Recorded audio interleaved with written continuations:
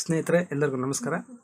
HRMS ಟೂರ್ನಲ್ಲಿ transfer ಆಗಿ ಬಂದಂತಹ ಎಂಪ್ಲಾಯೀಸನ್ನು ಯಾವ ರೀತಿಯಾಗಿ ಡೆಸ್ಟಿನೇಷನ್ನಲ್ಲಿ ಇನ್ ಮಾಡಬೇಕು ಅನ್ನೋದನ್ನು ನೋಡೋಣ. ಮೊದಲು ಸೋರ್ಸ್ನಲ್ಲಿ ಏನು ಮಾಡಿರ್ತಾರೆ, ಅವ್ರನ್ನ ಟ್ರಾನ್ಸ್ಫರ್ ಔಟ್ ಮಾಡಿರ್ತಾರೆ 3 ಹಂತಗಳನ್ನು ಬಳಸ್ಬಿಟ್ಟು.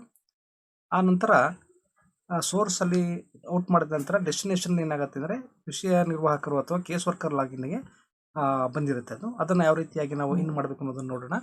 ಅದಕ್ಕೆ ಮೊದಲು ನಾವು ಲಾಗಿನ್ ಆದ ನಂತರ ಮೆನುನಲ್ಲಿ ಟ್ರಾನ್ಸ್ಫರ್ ಅಂತ ಏನಿರುತ್ತೆ ಆ ಟ್ರಾನ್ಸ್ಫರ್ ಆಯ್ಕೆಯನ್ನು ಸೆಲೆಕ್ಟ್ ಮಾಡ್ಕೋಬೇಕು. ಆಗ ನಮಗೆ ಅದು ರೋಲ್ ಕೇಳುತ್ತೆ. ರೋಲ್ನಲ್ಲಿ ಟ್ರಾನ್ಸ್ಫರ್ ಇನಿಷಿಯೇಟರ್ ಪ್ರೊಸೀಡ್ ಅಂತೇಳಿ ಕ್ಲಿಕ್ ಮಾಡಬೇಕು.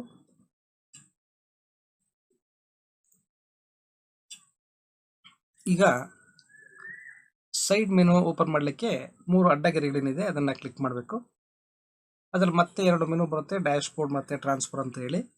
ಟ್ರಾನ್ಸ್ಫರ್ ಸೆಲೆಕ್ಟ್ ಮಾಡ್ಕೋಬೇಕು. ಈಗ ಇದರಲ್ಲಿ ಮೆನುಗಳಲ್ಲಿ ನಾವು ಟ್ರಾನ್ಸ್ಫರ್ ಇನ್ ಅಂತ 6ನೇ ಆಯ್ಕೆ ಇದೆ. ಟ್ರಾನ್ಸ್ಫರ್ ಇನ್ ಅನ್ನೋದನ್ನು ಸೆಲೆಕ್ಟ್ ಮಾಡ್ಕೋಬೇಕು.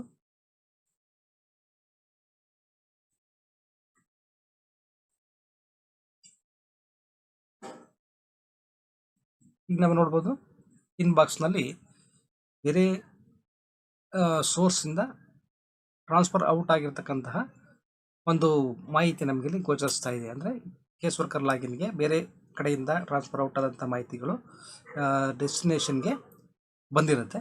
ಇದನ್ನು ನಾವೇನು ಮಾಡಬೇಕು, ನಾವು ಮುಂಭಾಗದಲ್ಲಿ ಕಾಣ್ತಕ್ಕಂಥ ಆ್ಯಕ್ಷನ್ ಕಾಲಮ್ನಲ್ಲಿ ಐ ಸಿಂಬಲ್ ಇದೆ, ಆ ಐ ಸಿಂಬಲನ್ನು ಸೆಲೆಕ್ಟ್ ಮಾಡಬೇಕು. ಅದ್ರ ಮೇಲೆ ಕ್ಲಿಕ್ ಮಾಡಬೇಕು.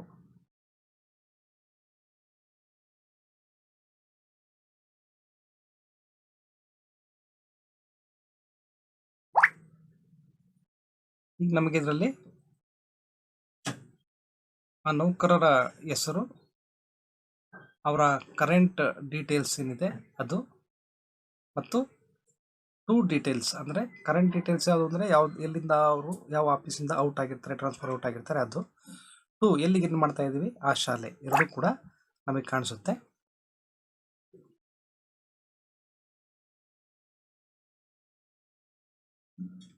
ಈಗ ನಾವು ಇದನ್ನು ಸ್ಕ್ರೋಲ್ ಡೌನ್ ಮಾಡಬೇಕು. ಆ ನೌಕರರ ಮುಂಭಾಗದಲ್ಲಿರ್ತಕ್ಕಂತಹ ಚೆಕ್ ಬಾಕ್ಸ್ ಏನಿದೆ, ಐ ಸಿಂಬಲ್ ಏನಿದೆ, ಆ ಐ ಸಿಂಬಲನ್ನು ನಾವು ಕ್ಲಿಕ್ ಮಾಡಬೇಕು. ಮತ್ತೆ ಈಗ ನಮಗೆ ಸಂಪೂರ್ಣವಾದ ಅವರ ಮಾಹಿತಿಗಳು ಓಪನ್ ಆಗುತ್ತೆ. ಇದರಲ್ಲಿ ನಾವು ರಿಪೋರ್ಟಿಂಗ್ ಡೀಟೇಲ್ಸನ್ನು ಎಂಟರ್ ಮಾಡಬೇಕಾಗತ್ತೆ. ರಿಪೋರ್ಟಿಂಗ್ ಡೇಟ್ ಯಾವತ್ತು, ಬೆಳಗ್ಗೆ ಅಥವಾ ಸಂಜೆ ಅಂತಕ್ಕಂಥದ್ದು. ನಾವಿಲ್ಲಿ ರಿಪೋರ್ಟಿಂಗ್ ಡೇಟನ್ನು ಕ್ಯಾಲೆಂಡರಿಂದ ಸೆಲೆಕ್ಟ್ ಮಾಡ್ಬೋದು ಅಥವಾ ಟೈಪ್ ಕೂಡ ಮಾಡ್ಬೋದು. ಕ್ಯಾಲೆಂಡರ್ನ ಸೆಲೆಕ್ಟ್ ಮಾಡ್ಕೊಳ್ಳೋಣ.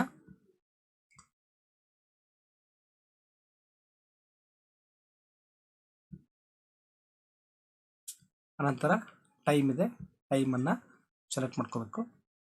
ಇಲ್ಲಿ ಡೆಸ್ಟಿನೇಷನ್ DDO ಸೆಲೆಕ್ಟ್ ಆಗಿರುತ್ತೆ, ಜೊತೆಗೆ ಹೆಡ್ ಆಫ್ ಅಕೌಂಟ್ ಕೂಡ ಆಟೋಮೆಟಿಕ್ ಆಗಿ ಸೆಲೆಕ್ಟ್ ಆಗಿರುತ್ತೆ. ಇಲ್ಲಿ ನೀವು ಬೇಕಾದರೆ ಅಪ್ಲೋಡ್ ಜಾಯ್ನಿಂಗ್ ಲೆಟರ್ ಅಂತ ಇದೆ, ನೀವು ಇಲ್ಲಿ ಜಾಯ್ನಿಂಗ್ ಲೆಟರನ್ನು ಅಪ್ಲೋಡ್ ಮಾಡ್ಬೋದು, ಅದೇನು ಕಂಪಲ್ಸರಿ ಇಲ್ಲ. ಅದಾದ ನಂತರ ನೀವು ಕೆಳಭಾಗದಲ್ಲಿ ಸ್ಕ್ರೋಲ್ ಡೌನ್ ಮಾಡಿ ಸೇವ್ ಅಂಡ್ ನೆಕ್ಸ್ಟ್ ಅಂತ ಇದೆ, ಸೇವ್ ಅಂಡ್ ನೆಕ್ಸ್ಟನ್ನು ಕ್ಲಿಕ್ ಮಾಡಬೇಕು. ಆಗ are you sure you want to continue ಕೇಳುತ್ತೆ. ಓಕೆ ಅಂತೇಳಿ ಕ್ಲಿಕ್ ಮಾಡಬೇಕು. ಈಗ ಸಕ್ಸಸ್ಫುಲಿ ಅಂತ ಮೆಸೇಜ್ ಬರುತ್ತೆ.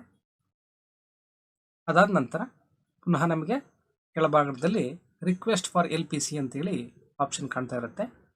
ಆ ರಿಕ್ವೆಸ್ಟ್ ಫಾರ್ LPC ಮೇಲೆ ಕ್ಲಿಕ್ ಮಾಡಬೇಕು. Are you sure you want to continue ಕೇಳುತ್ತೆ. ಓಕೆ ಅಂತೇಳಿ ಕ್ಲಿಕ್ ಮಾಡಬೇಕು.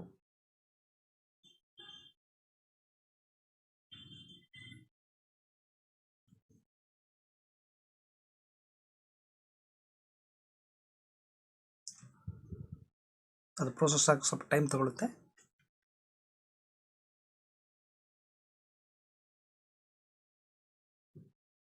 ಈಗ ಇದು ಕೇಸ್ ವರ್ಕರ್ ಲಾಗಿಂದ, ಅದು ವಿಷಯ ನಿರ್ವಾಹಕರ ಲಾಗಿನಿಂದ ನಾವು ಎಲ್ಲಿ ಇನ್ ಮಾಡ್ತಾ ಇದ್ದೀವಿ ಅಲ್ಲಿಯ ವೆರಿಫೈಯರ್ ಮತ್ತು ಅಪ್ರೂವರ್ ಲಾಗಿನ್ಗಳಲ್ಲಿ ನಾವು ಯಾವ ರೀತಿಯಾಗಿ ಸ್ಯಾಲ್ರಿ ಬಿಲ್ ಮಾಡುವಾಗ ಮಾಡ್ತೀವಿ ಅದೇ ಥರ ಮಾಡಬೇಕಾಗುತ್ತೆ.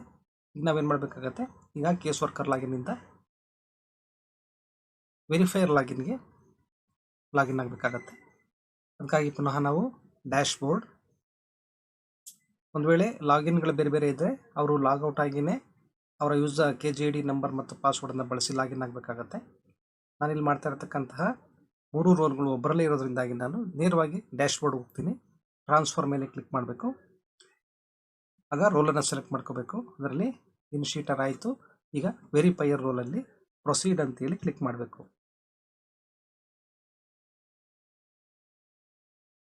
ಈಗ ಇದರಲ್ಲಿ ಇನ್ಬಾಕ್ಸಲ್ಲಿ ಬಂದಿದೆ transfer in of employee by destination DDO ಅಂತ.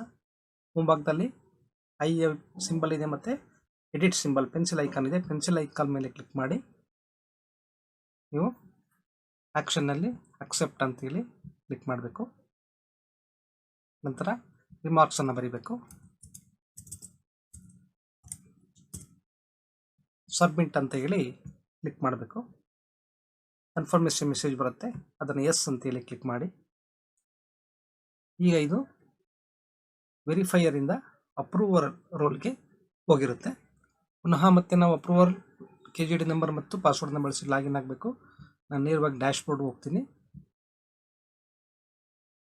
ಡ್ಯಾಶ್ ಬೋರ್ಡ್ನಲ್ಲಿ ಪುನಃ ಮೆನುಗಳಲ್ಲಿ ಟ್ರಾನ್ಸ್ಫರ್ ಆಯ್ಕೆಯನ್ನು ಸೆಲೆಕ್ಟ್ ಮಾಡ್ಕೋಬೇಕು. ರೋಲ್ನಲ್ಲಿ ಅಪ್ರೂವರ್ ರೋಲನ್ನು ಸೆಲೆಕ್ಟ್ ಮಾಡಿಕೊಂಡು ಪ್ರೊಸೀಡ್ ಅಂತೇಳಿ ಕ್ಲಿಕ್ ಮಾಡಬೇಕು. ಈಗ ಇನ್ಬಾಕ್ಸಲ್ಲಿ ಬಂದಿದೆ transfer in employee by destination DDO ಅಂತೇಳಿ.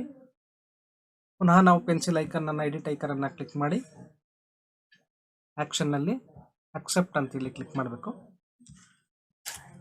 ರಿಮಾರ್ಕ್ಸನ್ನು ಎಂಟರ್ ಮಾಡಬೇಕು. ಸಬ್ಮಿಟ್ ಅಂತೇಳಿ ಕ್ಲಿಕ್ ಮಾಡಬೇಕು. ಕನ್ಫರ್ಮೇಷನ್ ಮೆಸೇಜ್ ಬರುತ್ತೆ, ಎಸ್ ಅಂತೇಳಿ ಕ್ಲಿಕ್ ಮಾಡಿ.